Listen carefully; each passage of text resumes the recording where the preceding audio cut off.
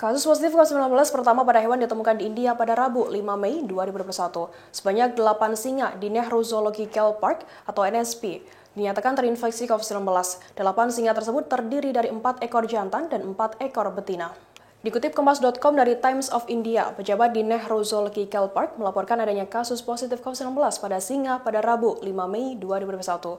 Hasil tersebut muncul seusai dokter hewan yang bekerja di kebun binatang melakukan uji menggunakan RT-PCR. Sejumlah singa yang ada di kebun binatang tersebut mengalami gejala virus seperti kehilangan nafsu makan hingga batuk.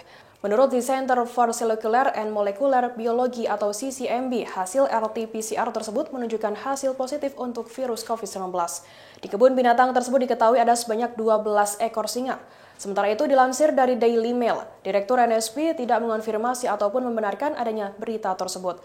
Direktur NSP, Dr. Sidanan Kukreti menuturkan pihaknya belum menerima laporan hasil RT-PCR dari CCMB. Sementara itu, Kurator NSP Subhadra Devi menuturkan singa-singa yang ada di dalam kebun binatang tersebut memang mengeluarkan gejala COVID-19 seperti mengeluarkan cairan dari hidungnya.